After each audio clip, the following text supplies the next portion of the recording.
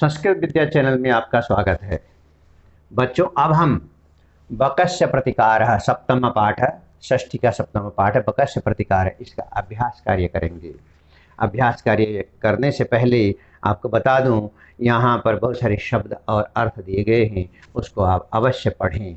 अभ्यास कार्य में सबसे पहला है उच्चारणम कुरुत।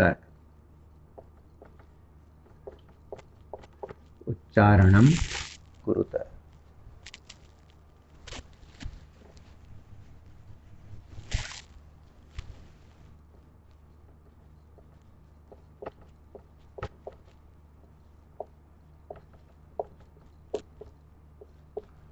बच्चों, उच्चारण के साथ साथ हमें इनका अर्थ भी जानना है, इसलिए मैं उच्चारण भी कर रहा हूँ और अर्थ भी यहाँ पे लिख दे रहा हूँ। जरा आप इसको अवश्य नोट करेंगे। यत्र, जहाँ, तत्र, वहाँ, कुत्र, कहाँ, अत्र, यहाँ,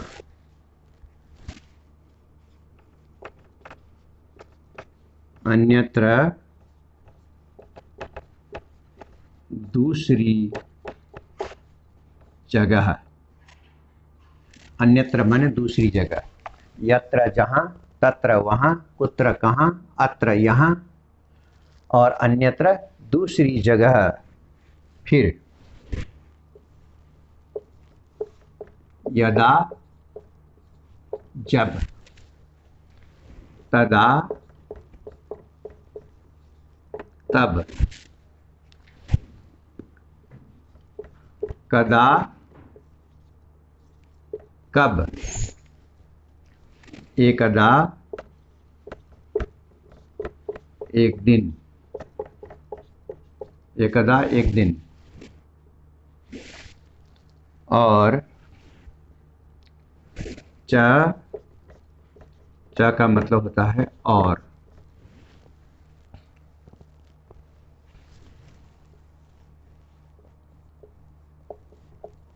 अपि भी,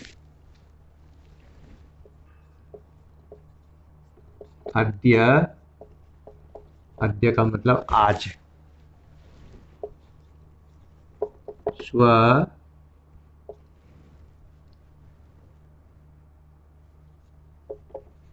कल,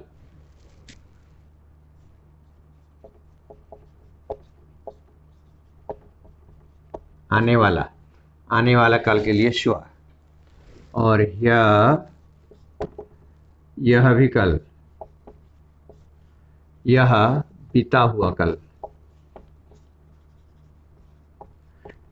हिंदी में आने वाले कल को भी हम कल कहते हैं और बीते हुए कल को भी कल कहते हैं। संस्कृत में आने वाला कल श्व और बीता हुआ कल ह्य, इस प्रकार से अलग अलग लिखा जाता है।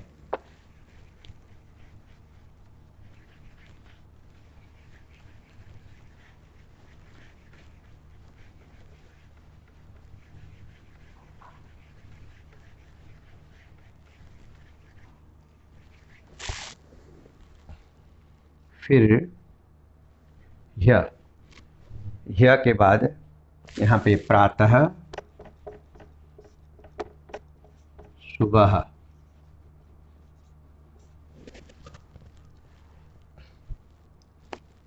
फिर अहर्निशम,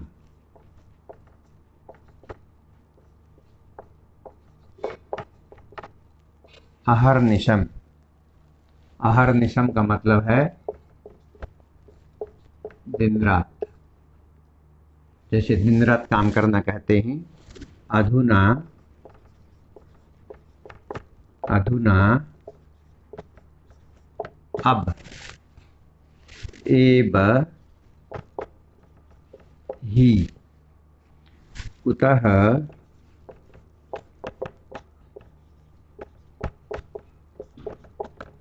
कहाँ से, सायं,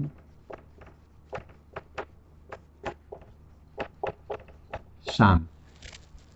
इस प्रकार से इनका उच्चारण भी हुआ और इनके अर्थ भी आप जान लिए हैं, क्योंकि उच्चारण के साथ साथ हमें अर्थ जानना अति आवश्यक है।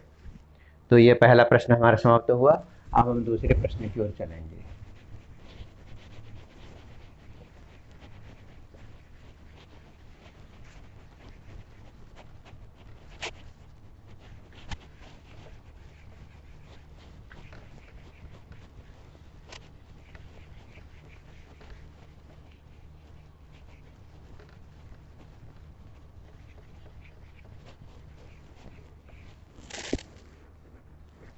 दूसरा प्रश्न, मंजुषात उचितम अव्ययपदम चित्वा रिक्त स्थानम पूरयत। मंजुषा से उचित सही जो अव्यय पद है, अव्यय शब्द चुनिए और खाली जगह भरिए। मंजुषा, उसके ठीक नीचे जो 6 शब्द दिए गए हैं बॉक्स बना करके, उसी को मंजुषा कहते हैं, जिसमें अद्य, अपि, प्रातः, कदा, सर्वदा, अधुना, ये मंजुषा के शब्द हैं। इन शब्दों से नीचे लिखे जो खाली स्थान हैं भर करके उनको वाक्य बनाना है। जरा देखेंगे, इसमें रिक्त स्थान पूर्ति है। रिक्त स्थान पूरयत दिया है। दूसरा प्रश्न है बच्चों ये, और दूसरे प्रश्न में आप क को देखेंगे। मंजुषा से शब्द ब्राह्मणम स्वास्थ्याय भवति। ब्राह्मणम माने घूमना, स्वास्थ्य के लिए होता है, अच्छा होता है। तो यहाँ पे खाली जगह में क्या लिखेंगे? प्रातः। प्रातः ब्राह्मणम, सुबह का घूमना स्वास्थ्य के लिए अच्छा होता है। फिर ख, खा में हम चलेंगे। सत्यम वद दिया हुआ है मंजुषा में, देखिए कौन सा शब्द सही बैठेगा? सत्यम वद, सर्वदा। सर्वदा का मतलब हमेशा। सर्वदा सत्यम वद, हमेशा सच बोलो। और उसके बाद ग, ग में जरा गौर करेंगे। त्वम मातुल गृहम गमिष्यसि, तुम मामा के घर जाओगे। तो मंजुषा में शब्द है कदा। कदा, कदा माने कब, तुम कब मामा के घर जाओगे। इस प्रकार से वाक्य बन रहा है। फिर घ, घ में देखेंगे। दिनेश विद्यालयम गच्छति, दिनेश विद्यालय जाता है। अहम तेन सह गच्छामि, मैं उसके साथ जाता हूँ। तो यहाँ पे अपि शब्द सही बैठेगा। अहम अपि,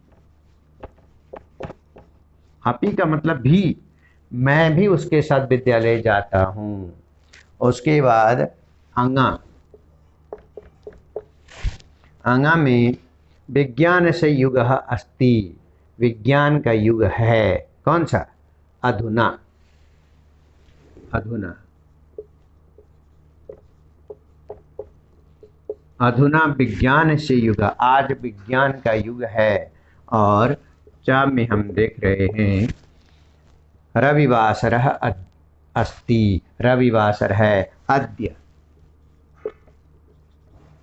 अद्य रविवासर, अद्य माने आज, आज रविवासर, आज रविवार है। इस प्रकार से यह दूसरा प्रश्न पूरा हो गया है।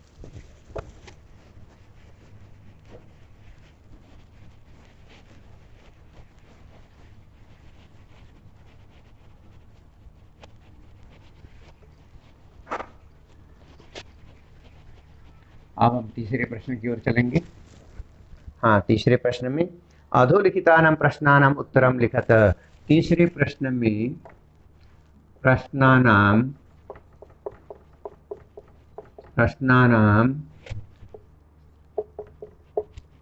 उत्तरं लिखत, यानी कि नीचे लिखे प्रश्न के उत्तर लिखो। अब यहाँ पे प्रश्न देखते हैं हम। क, श्रृगाल से मित्रम कह आसीत। श्रृगाल का मित्र कौन था? जानते हैं आप, पाठ अभी समझ चुके हैं आप। श्रृगाल का मित्र, यहाँ पे क को रेखांकित करेंगे। कह प्रश्नवाचक है, उसके लिए उत्तरवाचक शब्द लिखेंगे बकः। श्रृगाल का मित्र कौन था? बकः था। ख में देखते हैं, स्थालितः कः भोजनम न अखादत। थाली से किसने भोजन नहीं खाया या कौन भोजन नहीं खा सका। यहाँ पर भी कह को रेखांकित करेंगे और उसकी जगह लिखेंगे बकः। बगुला थाली से भोजन नहीं खाया क्योंकि खा नहीं सकता था। ग में बकः शृगालाय भोजने किम अयच्छत। बगुले ने शृगाल को, लोमड़ी को भोजन के लिए क्या दिया। किम अयच्छत, किम को रेखांकित करेंगे, किम की जगह लिखेंगे क्षीरोदनम।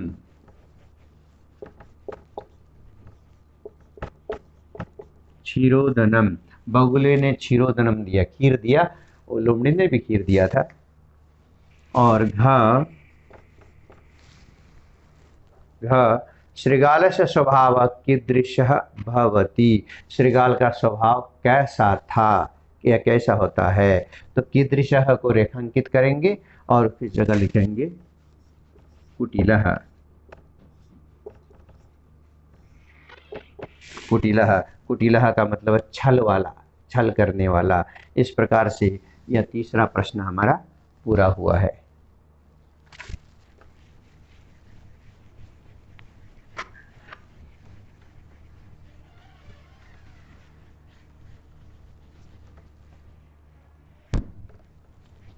तीसरे प्रश्न के बाद अब हम चौथे प्रश्न की ओर जाएंगे। चौथे प्रश्न की ओर, चौथे प्रश्न में पाठात पदानि चित्वा अधोलिखितानां विलोम पदानि लिखत। अधोलिखितानां, पाठ से शब्द लेकर, इसमें बताया गया है पाठ से शब्द लेकर अधोलिखितानां विलोम पदानि, नीचे जो शब्द दिए गए हैं इनके विलोम शब्द लिखिए। विलोम शब्द आप लोग जानते हैं, विपरीत अर्थ वाले शब्द लिखिए। जैसे यहाँ पे यथा में दिया है शत्रु, शत्रु का विलोम मित्रम। इसी प्रकार से आप देखेंगे सुखदम, विलोम यानी कि इसमें लिखना है विलोम पदानि लिखत, यानी विलोम शब्द लिखिए। विलोम शब्द में अब देखिए सुखदम, सुखदम माने सुख देने वाला, और इसका विलोम है दुखदम। दुखदम माने दुख देने वाला। शत्रुता, शत्रुता का विलोम मित्रता, विपरीत अर्थ वाला। अप्रसन्न, इसका विलोम प्रसन्नः। आसान से है दुर्व्यवहारः,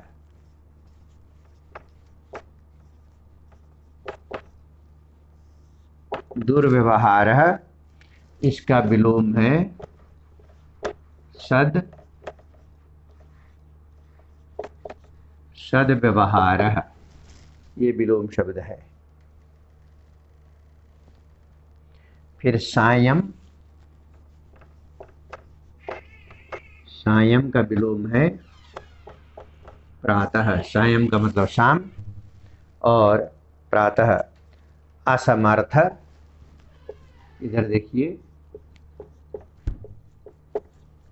असमर्थ, इसका विलोम है समर्थः।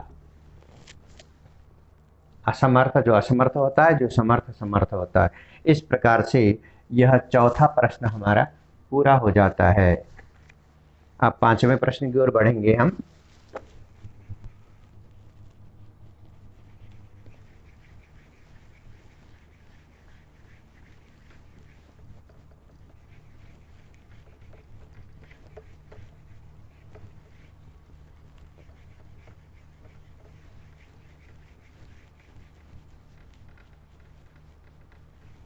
पांचवा प्रश्न देखेंगे। पांचवा प्रश्न जरा क्या है।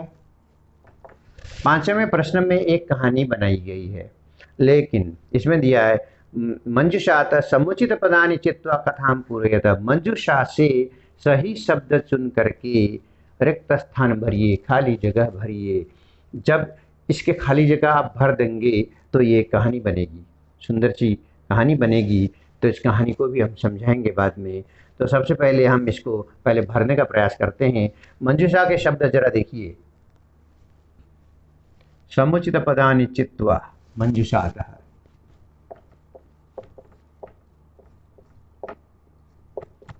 मंजूषातः समुचित पदानि,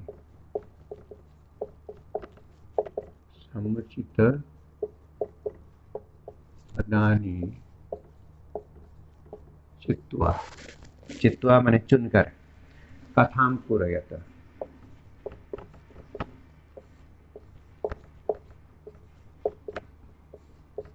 कथां पूरयत, कथा को पूरा करना है।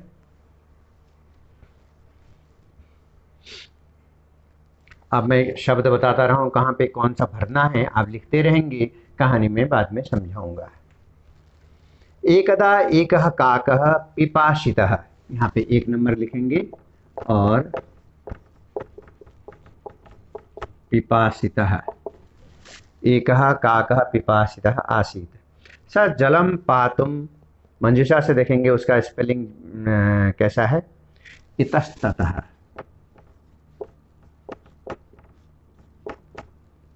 इतस्ततः, इन नंबर पे अभ्रमत। परम कुत्रापि, 3 नंबर पे लिखेंगे आप कुत्रापि, 3 नंबर पे कुत्रापि। 4 नंबर कुत्रापि जलम न प्राप्नोत। अन्ते स एकम घटम अपश्यत, घटे स्वल्पम, ये शब्द आपको सब मंजूषा में मिलेंगे। स्वल्पम जलम आसीत, स्वल्पम जलम आसीत। अतः स जलम पातुम, 5 नंबर पे लिखेंगे पातुम, पातुम असमर्थ अभवत। स एकम उपायम,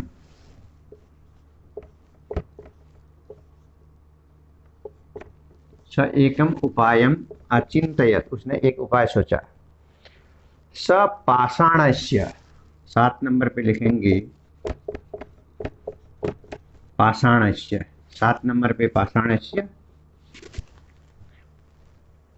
अब 8 पाषाणस्य खंडानि घटे अक्षिपत एवं क्रमेण घटस्य जलम उपरि, 8 नंबर पे लिखेंगे उपरि, और 9 नंबर पे 8 नंबर पे उपरि अगच्छत काकः जलम पीत्वा संतुष्ट, 9 नंबर पे लिखेंगे संतुष्ट, संतुष्ट।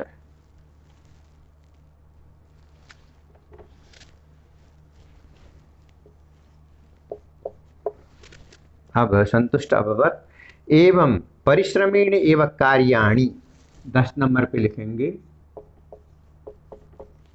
कार्याणि, मंजूषा आपसे देख करके लिखेंगे कार्याणि सिद्ध्यन्ति न तु मनोरथै, 11 नंबर में लिखेंगे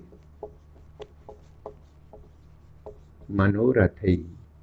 इस प्रकार से हमारी यह कहानी पूरी होती है। यहाँ पे आप इसी ढंग से इस कहानी को भरेंगे। अब इस कहानी का जो मतलब है वो मैं बता रहा हूँ, सुनेंगे फिर से। एकदा एक काकः पिपासितः, एक दिन एक कौवा प्यासा था। स जलम पातुम इतस्ततः अभ्रमत, वह पानी पीने के लिए, इतस्ततः माने इधर उधर भटकता रहा, पानी पीने के लिए इधर उधर भटकता रहा। परम कुत्रापि जलम न प्राप्नोत, लेकिन उसे कहीं पर भी पानी नहीं मिला। जलम न प्राप्नोत, पानी कहीं नहीं मिला। अंते से एकम घटम अपश्यत, बहुत परेशान होने के बाद उसने अंत में एक घड़ा देखा। घाटे स्वल्पम जलम आसित, उस घड़े के पास गया, घड़े में देखा तो बहुत कम पानी था, बहुत कम, वो चोंच से पकड़ नहीं पाता था। स अतः स जलम पातुम असमर्थ अभवत, वह जल पीने में असमर्थ हो गया, असफल हो गया। प्रयास किया उसने लेकिन नहीं पी सका। स एकम उपायम अचिंतयत, उसने एक उपाय सोचा, आइडिया दिया, क्या करके मैं पानी पी सकता हूँ। स पाषाण च खंडानि घटे अक्षिपत, उसने पत्थर के कंकर, छोटे छोटे कंकर पत्थर के टुकड़े लाए और उस घड़े में डालना शुरू किए। एवं क्रमेण घटस्य जलम ऊपरी आगच्छति। इस प्रकार से क्रम से मैंने धीरे धीरे करके घड़े का नीचे का पानी ऊपर की ओर आ गया। काकः जलम पीत्वा संतुष्ट अभवत्। इस प्रकार से कौवा जल पीने में सफल हो गया और पानी पी करके संतुष्ट हो गया, उसने प्यास बुझा ली।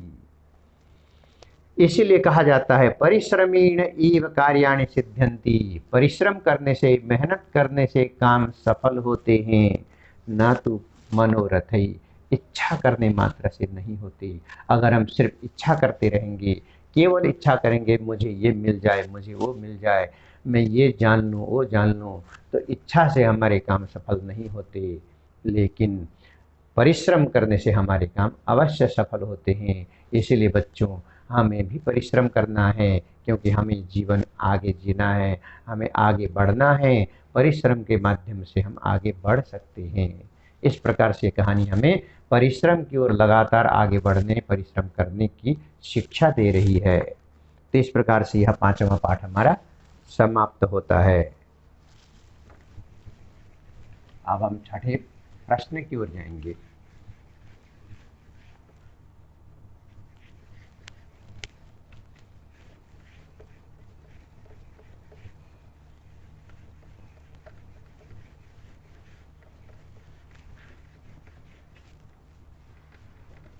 छठे प्रश्न की ओर जाएंगे। देखिए छठा प्रश्न, छठा प्रश्न है तत्सम शब्दान लिखत। तत्सम, तत्सम शब्दान लिखत। तत्सम शब्दों को लिखिए। तत्सम शब्द का मतलब है जो शब्द अभी हिंदी में उपयोग में लाए जा रहे हैं, लेकिन उसके समानांतर वह संस्कृत के शब्द हैं। संस्कृत में उन्हें क्या कहा जाता है, उसे तत्सम शब्द कहते हैं। जैसे यहाँ पे शियार को श्रृगाल, संस्कृत में श्रृगाल है, लेकिन उसका परिवर्तित रूप शियार हो गया। कौवा, कौवा, काकः, यह है तत्सम शब्द है। काकः, मक्खी,